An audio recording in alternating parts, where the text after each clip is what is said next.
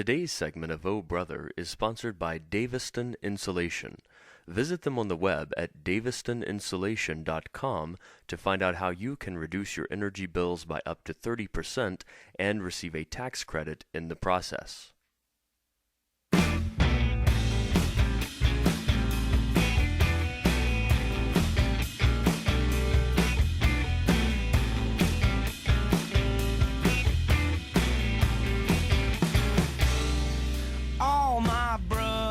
So southern, they'll get up for you. And the week rolls on. Welcome into the Thursday edition of Oh Brother. I'm Will Lochamy along with Reed Lochamy. It's the podcast that you can find at ohbrotherradio.com or on iTunes and also YouTube now, Reed. We got the YouTube channel. That's right. I'm not always on it every single day, but by the end of the week you'll have all the episodes caught up. Eventually you'll have them all caught up.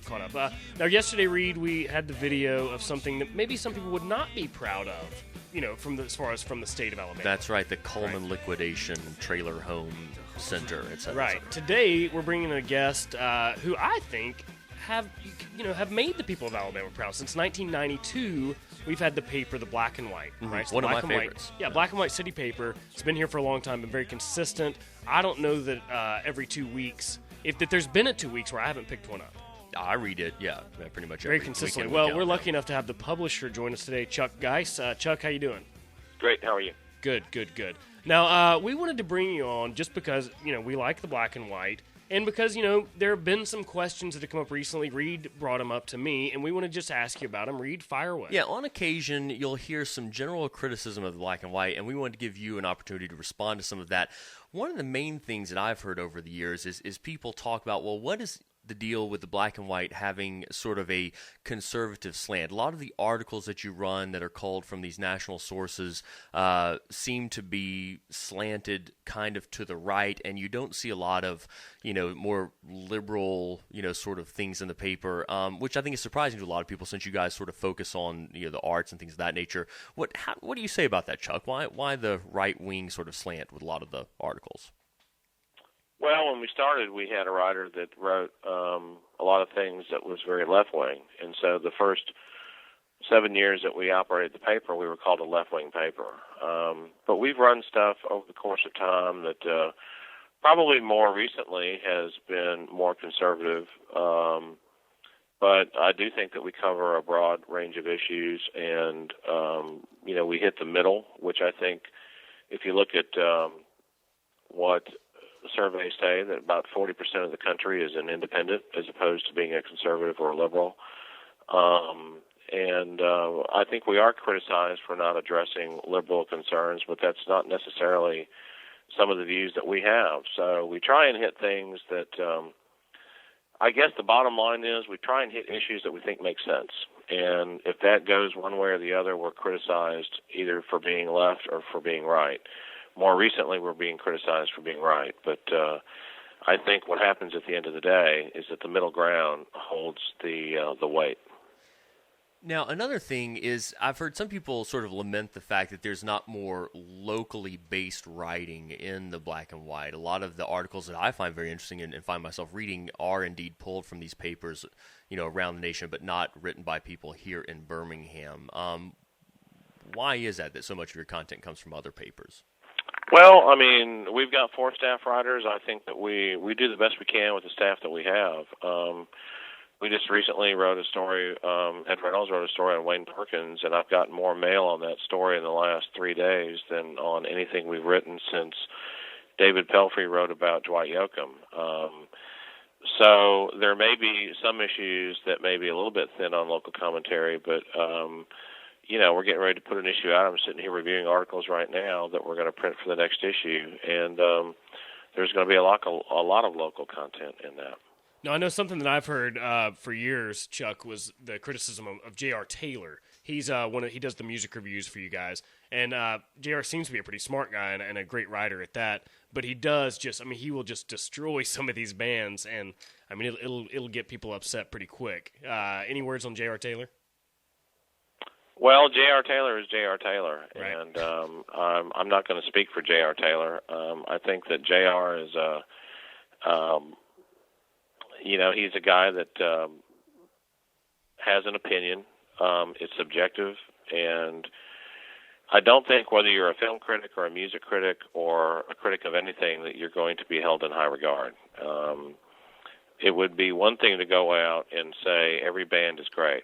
Now, do some people take offense with what he writes? Yeah, they do. But I think that it's his opinion. It's subjective.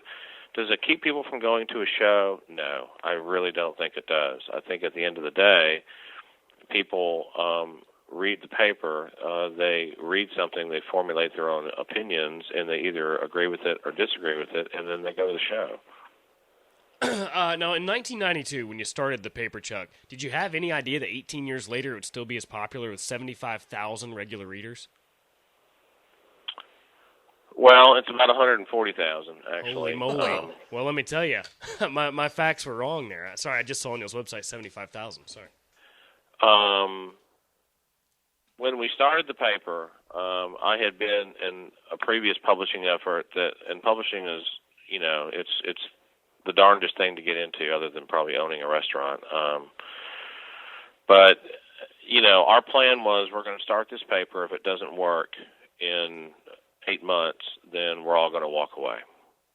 And that was our agreement when we started the paper. And we started it, and it was we sat in 5 Points South on a street corner the day the paper came out, and we watched everybody walking across the street at lunchtime, and everybody had a copy of the paper, and we went like, hey, this might work. So after 8 months, we sat down and went like, okay, we're going to do this. So, it was a strange time in Birmingham's history. There was a lot of things going on. I mean, there was a lot of restaurants that opened up right after we started. The 5 Points Music Hall opened up right after we started.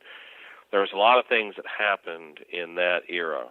And I don't know whether it was entrepreneurship or just the town growing or having a growth spurt, but we were very fortunate to be in the right place at the right time, so that when we started the paper, there was a lot of businesses that also started at the same time that required the need for an outlet to get the word out. So we were the beneficiary of that.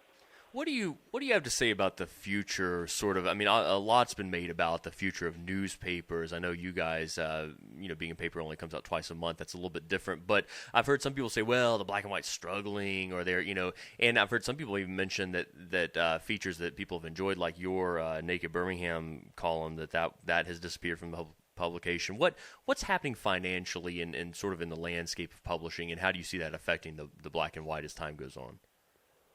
Well, we're just adapting to the economy. As far as my column not appearing, it has more to me having to do a lot of different things. And I normally submit a column, and it's not always accepted every single time. I will have a column in this next paper. But it comes down to the fact of we have, since March of last year, really tightened up on the fact of how we operate our paper, and we are simply just trying to stay relevant to the economy with respect to how we handle advertisers and how we publish a paper. I think that the daily newspaper industry is troubled.